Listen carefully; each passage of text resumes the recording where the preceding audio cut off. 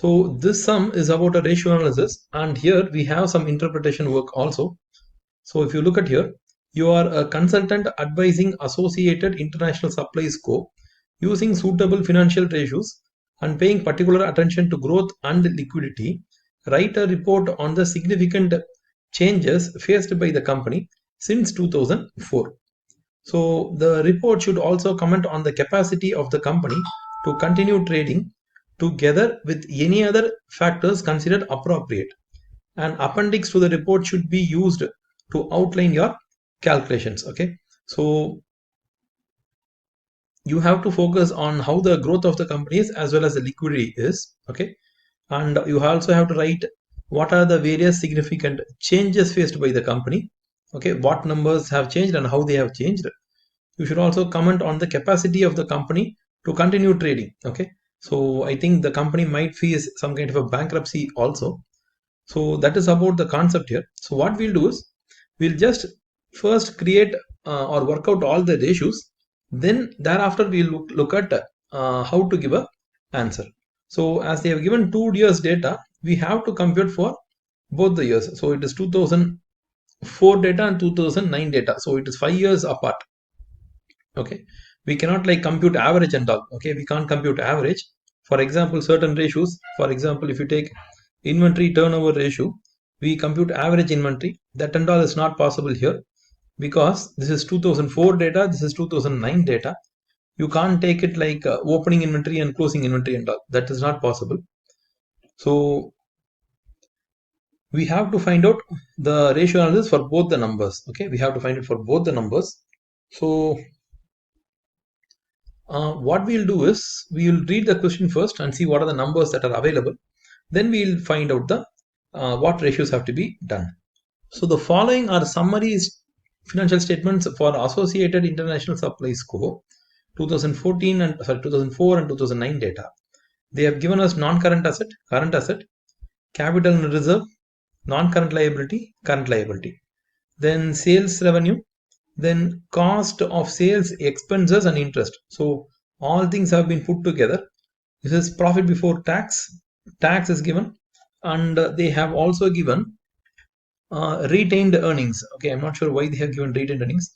See, actually this is the, they have taken it as profit and tax and distributions. Okay, so this 33 does not represent tax alone. It's also dividend distribution is also like clubbed together. Okay, so we have to work out only up to this place. Okay, I think up to here, if you work out, I think this should be the kind of profit. Okay, this should be the kind of profit we should take. Tax and distribution is there, so tax and distribution are combined together, so we can't segregate that. We can also can't segregate the cost of sales, expense and interest. That was also a problem. And he says the cost of sales was for 2004 it is this, and for 2009 it is this. So I think we can easily find out the gross profit. Okay, that we can find. Trade receivable seems to be 50% of the current asset, and the trade payables 25% of the current liability. So that is about the numbers that are available. So which ratios we could compute with the available data? So that we'll check. We can find out gross profit. Operating profit is difficult. EBITDA is impossible, so we remove that. Net profit we can find out. ROCE would be difficult, so we can remove that. Current ratio can we find out? Current ratio we can easily find out. We can't find out quick ratio because inventory value is not like separately given. They have like clubbed everything as under current asset. Only receivables data they have given, so we can't find out quick ratio. Inventory turnover ratio we cannot find. We can find receivables and payables. Conversion is not possible. Asset turnover, total asset, I think fixed asset turnover is possible. We can do that alone. Working capital, yes, we can do that. Solvency, we can do that. Interest coverage, interest is not given separately, so we can't work out that. Dividend is not given separately, so that also we can't work out. So these are the values that we can maximum find out. And here what we'll do is we will try to find out for 2 years. Okay, we'll try to find it out for 2 years. So we'll put a data like this. I think 2004 we'll compute first, then 2005 I think we can compute next. So like that we can compute for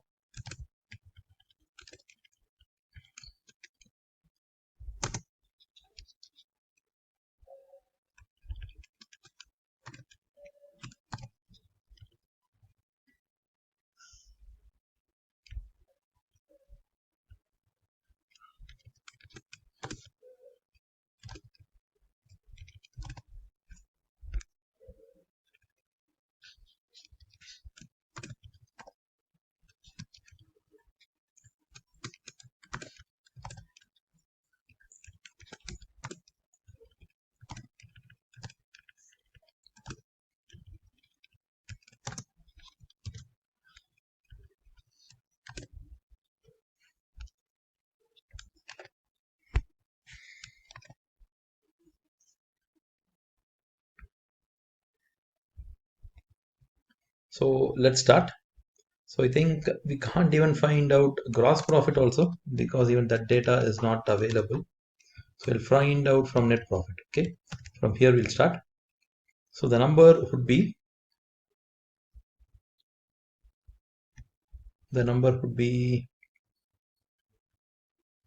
98 divided by 1200. Okay,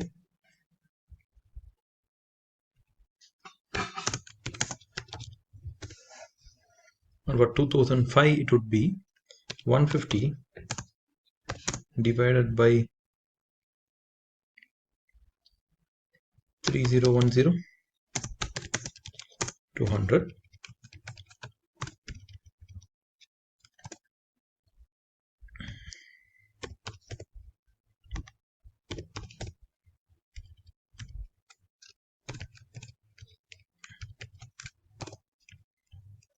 Okay, so we can tell that the gross profit percentage, sorry, the net profit profitability of the company has fallen. So we write it here itself. Net profitability percentage has fallen drastically. Okay, so that's about the first one. Let's go to current ratio. The current ratio is going to be 650 divided by 513, and for 2009, okay, I think the data was 2009, not 5.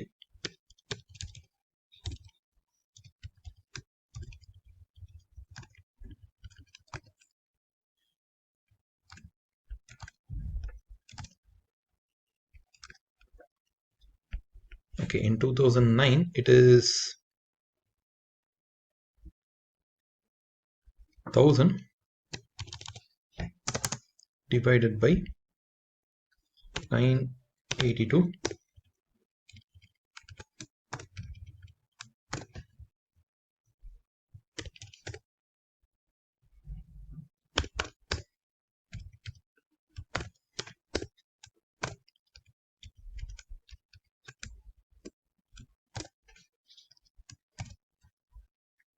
So if you see here, in terms of comment, we can say that, see, the ratio should be around 2:1.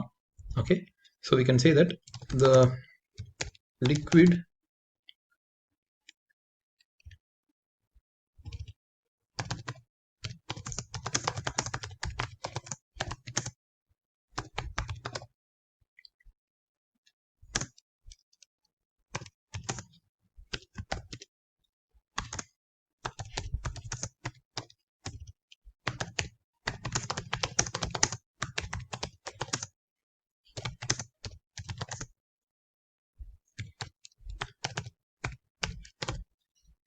Okay, so the company seems to be having a poor liquidity position, so that is really bad. So let's find out for activity ratio how these numbers work. So the first one is we have to find out credit sales. So credit sales is not available, so we can say that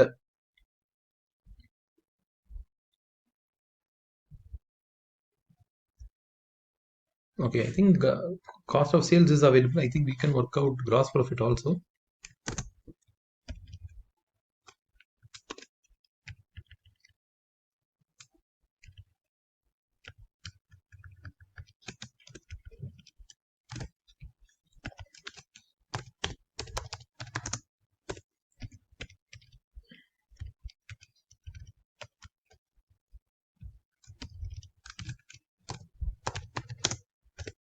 So we could have found out like this. We can take the sales number and divide and deduct the cost of sales. So cost of sales is this number 530.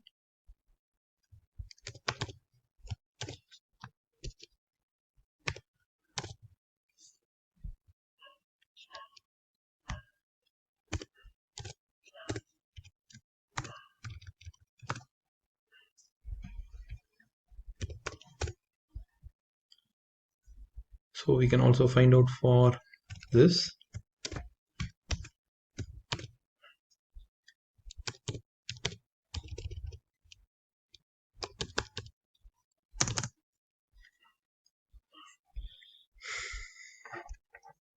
So cost of sales is again 1330.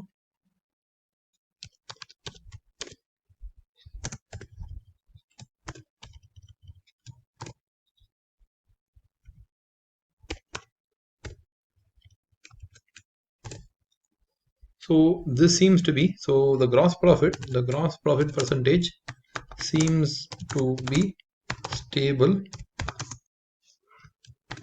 Okay, so that's not much of a difference. Both seems to be like very stable here. The problem starts with the net profit level. So net profit level has fallen down rapidly. So we have gone to the receivables. So receivables, we can assume the entire sales to be credit sales. So entire sales is 1200 divided by average debtors. Average debtors is, you can take the debtors. Okay, so here it is. Receivables is 50% of current asset. So we can put 50% of current asset. So current asset we have it here 650. So first we'll find out that value.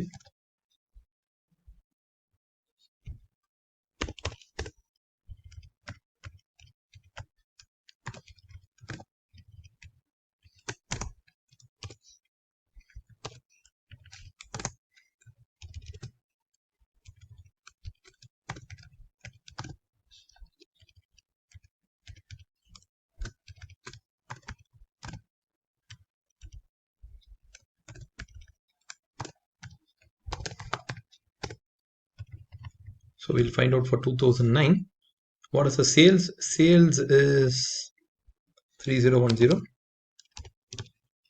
divided by 50% of the debtors. Debtors are 50% of the current asset. Current asset are 1000.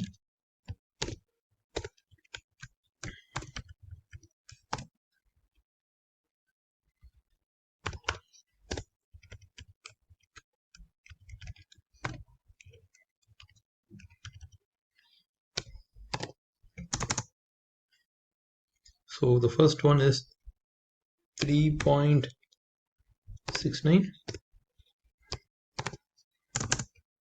6.02.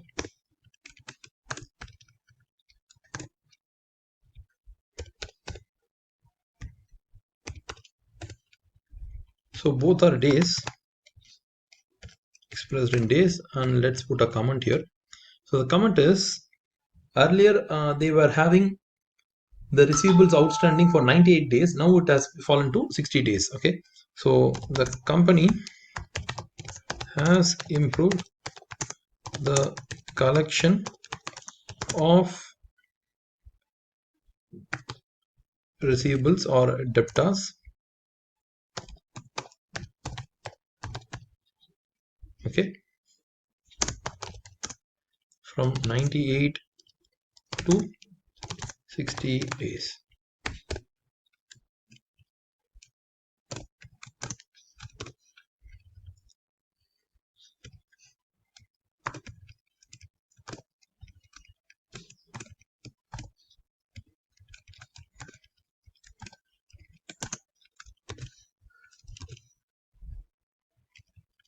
So now we'll move on to the payables ratio.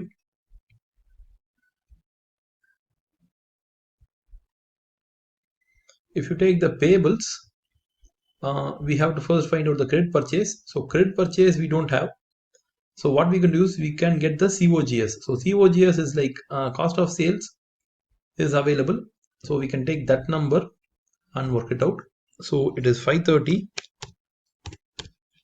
divided by the payables. So payables is 25% of the current liabilities. So current liabilities is 513.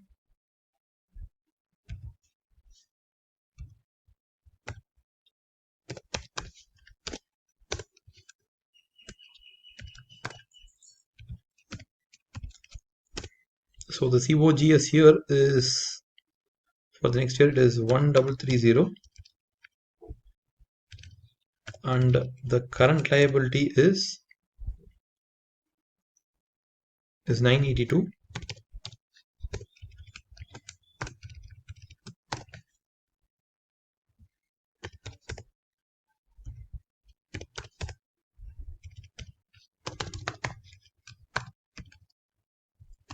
So we can find out the payables days. It is 365 divided by 4.13, and here it is 365 divided by 5.41.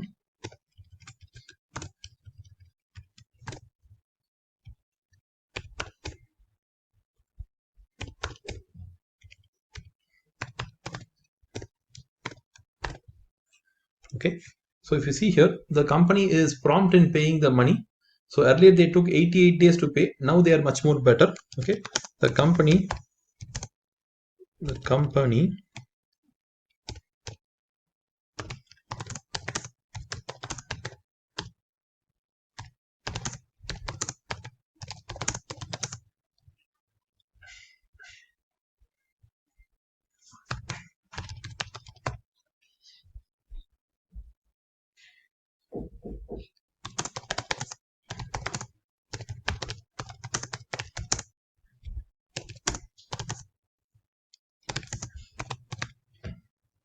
okay, so that seems to be really good. So let's see how well they are using their assets. I think we can work out net asset turnover ratio. So that would be a better ratio. So we'll find out total asset minus current liability, and we'll get the answer. So if you look at here, the sales is quite easy. I think we could get it from here.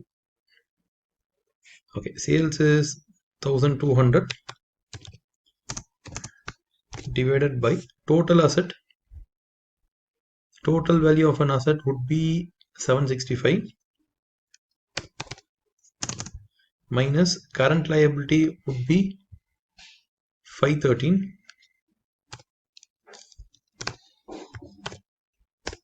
and for the next year the total sales is 3010 divided by the total asset is 1410 minus the current liability is 982 .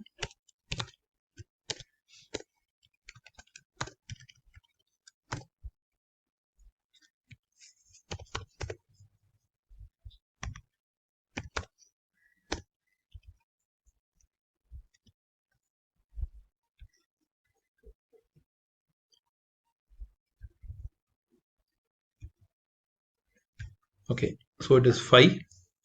It is 5 times and it is 7 times. So we can say that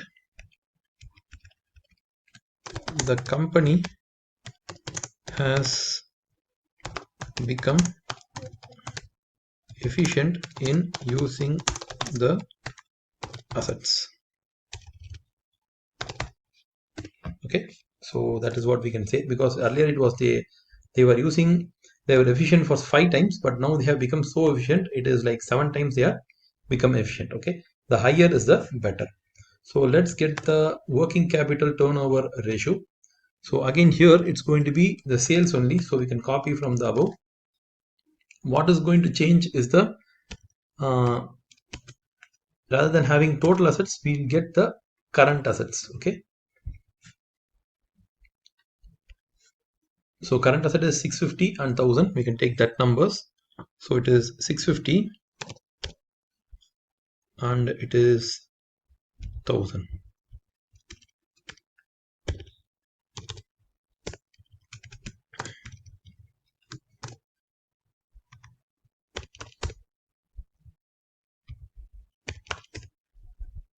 Okay, so this ratio is nothing but average working capital is nothing but work current asset minus current liability. So that's what we have did here.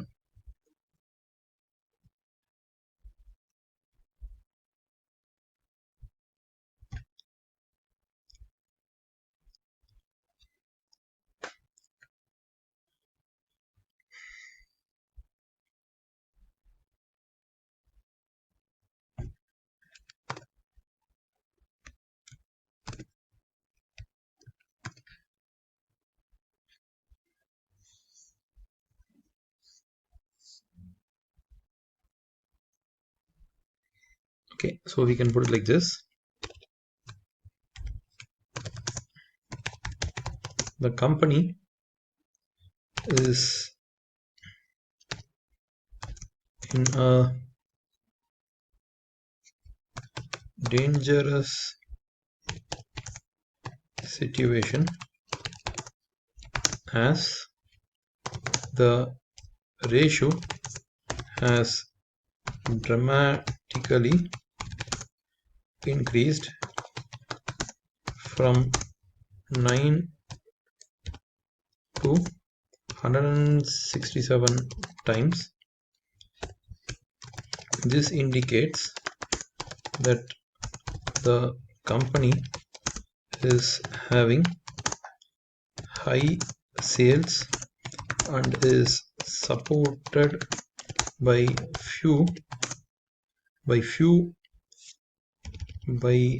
less working capital. Okay, so we can't say it is like very good. Okay, it's actually very bad. If you see, the sales has increased 3 times dramatically. It has increased. Earlier the working capital was like 100, okay, roughly like 140, but now if you see, the working capital has actually become 18. Okay, so the working capital has reduced so substantially.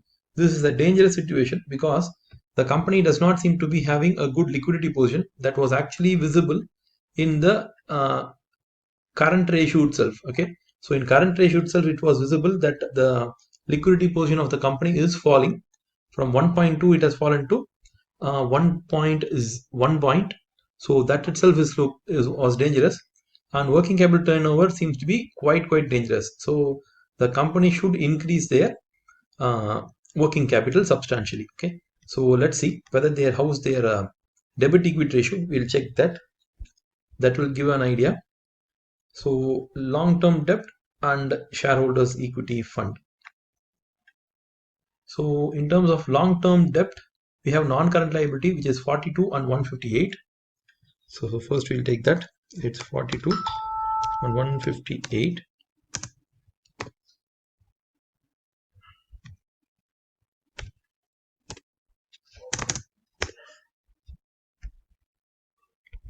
Let's get the shareholders funds. Shareholders funds are here. Capital and reserve are put together. So it is 210, 270. So it is earlier it was 210. Now it is 270. The ratio should be 1:1.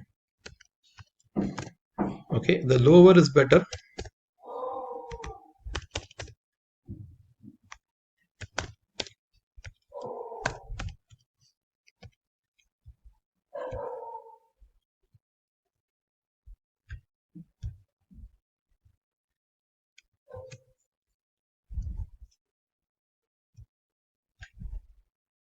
Okay, so if you look at the ratio, 1:1 is great. Okay, but less than that is like much more great. Earlier they had a lower debt, but now they have increased their debt, but still they can increase their debt. Okay, so the company is having a comfortable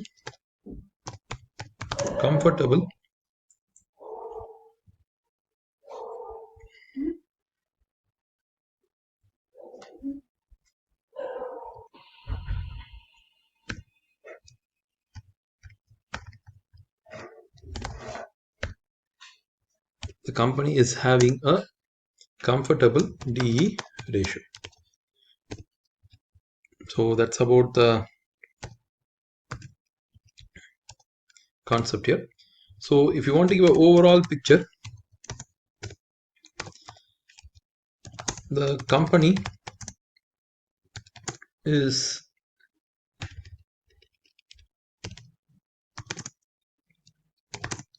facing trouble in terms of net profit percentage and working capital. Okay, so let's see within working capital which one is the culprit.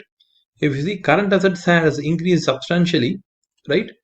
Like almost like 50 times it has increased, 50% it has increased, and the current liabilities has increased again by more than 50%. It's actually like 60, okay, not even 60, it's almost like 80-90% it has increased. Okay, so the culprit seems to be the current liability, right? So, and working capital, the company should issue debt or equity and reduce the current liability. Okay, so that's what they have to do. So let's once more we will review the situation. So if you see, the gross profit seems to be great. The net profit is the problem, it has fallen. Current ratio has fallen, so we have also indicated that the current liability is the culprit. In terms of activity, see, that seems to be like really good. They have reduced their their collection period has fallen from 98 to 60 days, so they are like promptly collecting the amount. They're also promptly paying to their suppliers. Net asset has, they are increasing the efficiency of net asset turnover. Working capital seems to be the abnormal, and debt equity ratio seems to be quite comfortable. So overall, if you see, the company is facing trouble in terms of net profitability percentage and working capital only. And within working capital, it's a current liability that they have to substantially reduce. So they can easily reduce it. So the question is, can they reduce it? Okay, the question is, can they reduce it?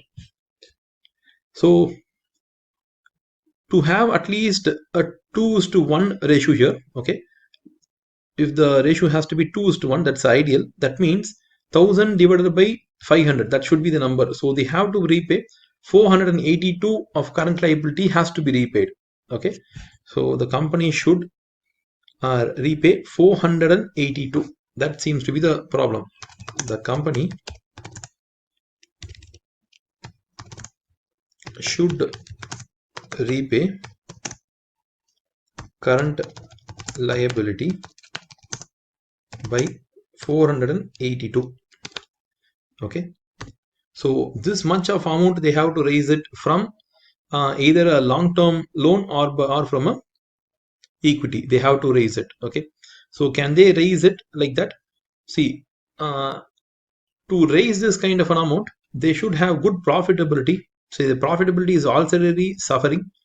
If we work out an ROC, I think that also will be like quite suffering. So what the company could do is the company could stop distributing the dividends. So that can work well, right? So we can say that the company should reduce the dividend payment. So how much ever it is, they have to reduce that. There's no other way. And because of that, the reserve can rise. So let's see whether the company has reserves. See, they have told equity and reserve put together is 210 and 270. I think this should be the reserve increase. Okay, so 65 is being like going to the 210 and it becomes 270. Now the problem is, can they raise this much of 482 from the equity and debt? Okay, so they have to only partially, they have to increase from debt. So 200 or something they can, 200 or 300 they can increase from loans, and 200 they have to increase through equity shareholders funds. Okay, so there is no other way to avoid this, right? So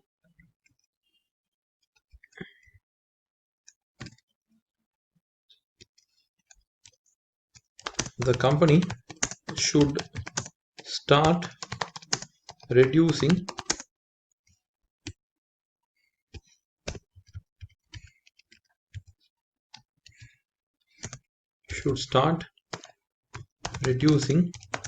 the current liability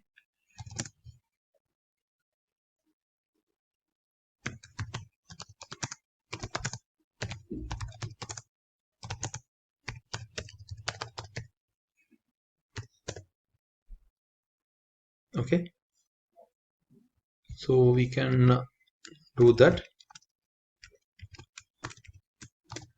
So the company should start to delay the payment to the suppliers. So that can be one way of doing it. Thereby, partially they can issue debt and equity. That also they can do it. See, the problem here is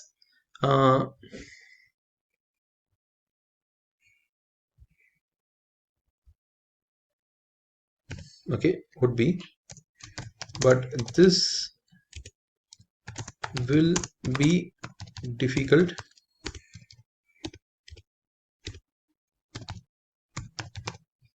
as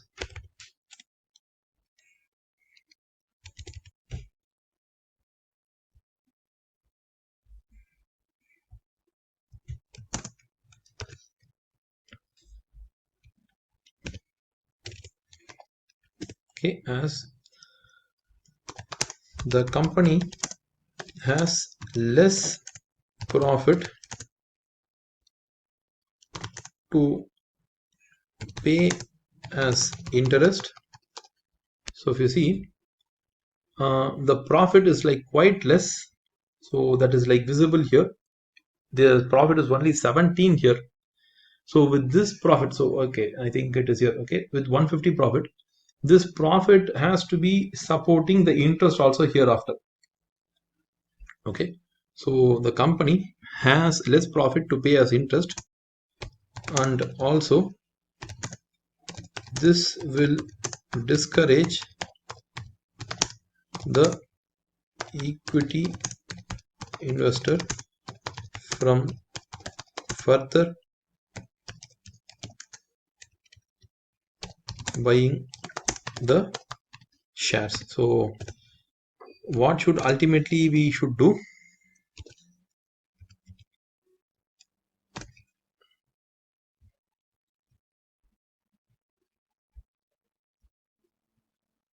The better strategy that we can tell for the company is the company should reduce the expenses,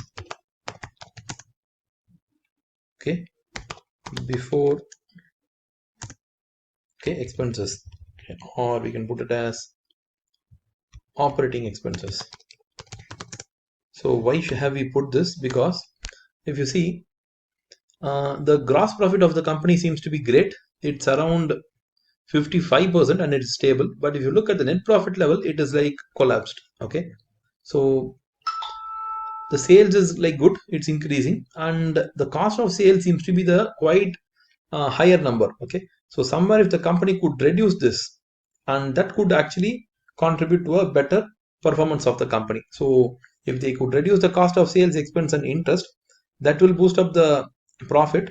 And if we start reducing the dividend, we will have surplus money. With that kind of surplus money, we can attract equity shareholders and debenture holders. We can issue the funds. Okay, we can ask for funds and we'll get that funds. Okay, so that's about the concept here.